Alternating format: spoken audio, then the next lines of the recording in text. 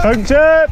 In 2018, YT's Jeffsy CF Pro won our trail bike of the year, and for one very good reason. It was incredibly fun to ride, and I loved every minute on it, despite the fact that it wasn't actually perfect. 2019, YT have just released their latest version of the Jeffsy CF, and as you'd expect, it's longer, slacker, lower, and it pedals better. So in theory, it's a better bike, but the proof, as always, is in the pudding. The range sees 3 carbon fibre models and 1 aluminium version. The aluminium one is a throwback to the last generation and hasn't been updated in the same way. The carbon ones come in 2 flavours, 27.5 and 29. The 29er version is the one which has seen the most radical changes in terms of geometry, and it's this one that we've ridden, and it's this one that I think most people will ride. Furthermore, within the 3-bike carbon fibre range, there's actually a difference in travel. The Pro Race version is the top-end model, and this gets an extra 10mm of travel front and rear thanks to longer forks and just a longer shock. It is the same frame though. So on the 29er, this makes it a 150 bike, whereas a regular Jeffsy is a 140, and on the 650B it boosts it to 160mm of travel instead of 150mm. The 2018 version had a reach of 445mm in a size large, and this has now been boosted to 470mm.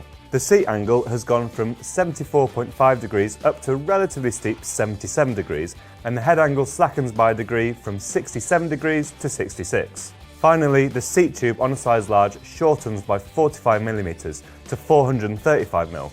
Now this means you can size up on a frame if you wish to in order to get that longer reach, because the seat tube is that little bit shorter. It also means you could run, in theory, a longer post, maybe even a 170mm dropper.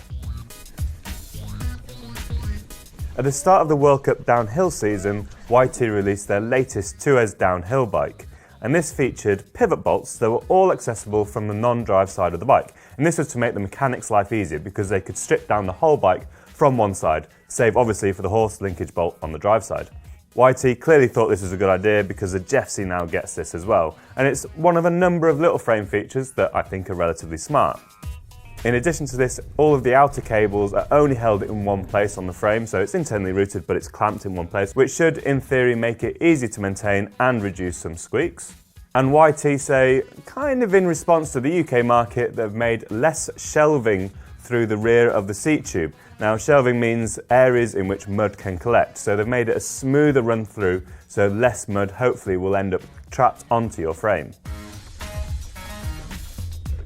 Save for the aluminium AL base model that remains from last year with some slight spec changes, there are 3 carbon models of the Jeffsy, and despite having different wheel sizes, they basically share the same spec. The Jeffsy 29 and 27 CF Pro Race comes in at £4,700 or $5,600. This is the longer travel version of the bike. You get a Fox 36 factory with a Grip 2 damper and a Fox Float DPX2 shock. E13 provide a lot of the kit on the bike, so you get their wheels, you get their tyres, you also interestingly get their cassette and their cranks. The cassette is a wide-ranging 9 to 46 tooth model, and this is driven by a Shimano XTR rear mech, chain and shifter. SRAM provide the brakes with the Guide RSC. The CF Pro version comes with the regular frame travel, so on a 29er, that's 140mm. This comes in at £3,499 or $4,299.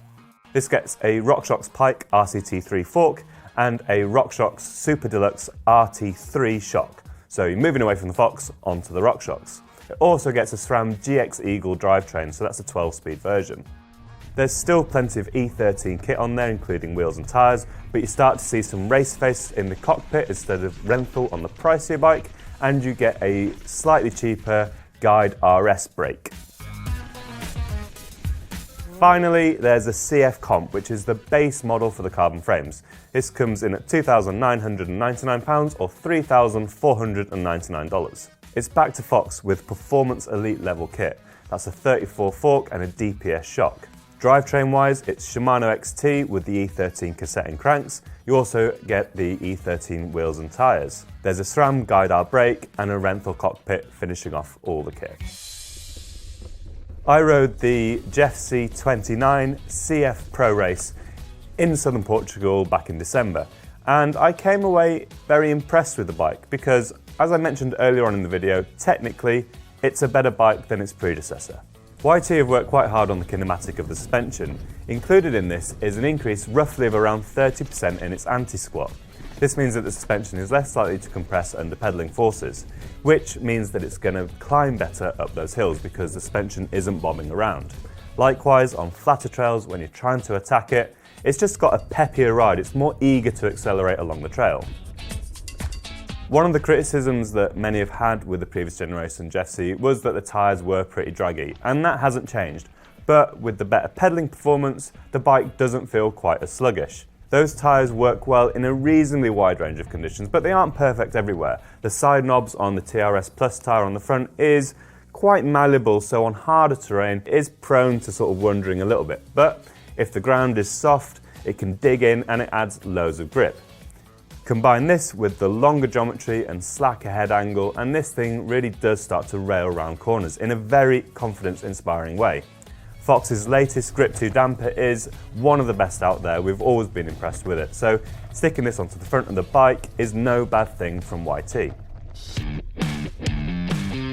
That increase in anti-squat also helps the bike when you're pushing through corners and trying to get some pop out of it, so it maintains its relatively lively feel. Get into a berm and there's a lot of confidence from that front end, but also you can really push the bike through any corners. Come to a jump and that longer bike means it's still very stable and confidence inspiring in the air. There may be a hint of kickback on some bigger square edged hits, but it's not something that I ever really found an issue with on my initial first few rides. It's fair to say that the changes that YT have made are ones that technically do make it a better bike. The geometry is longer, it's slacker, it's lower, and generally speaking, those are all things that we look for in a modern trail bike, especially as the previous generation arguably wasn't the most up to date. However, the thing that I really loved about the previous bike was that it was so much fun to ride. It was super poppy, super fun, really agile, despite its flaws. So YT have made a better bike. Part of me though still thinks that it might have lost a little bit of its character, and I'm not sure if I prefer it or not. Fortunately, I'm in the middle of testing for Trail Bike of the Year and YT is sending us a bike, so I will be spending a fair bit of time on it before I make too many final conclusions about the bike. Initial impressions, very good. Maybe not quite as good as the previous one though. So that's the YT Jeffsy 29. Keep an eye out for our Bike of the Year review, and in the meantime, let us know what you think in the comments, and don't forget to like and subscribe.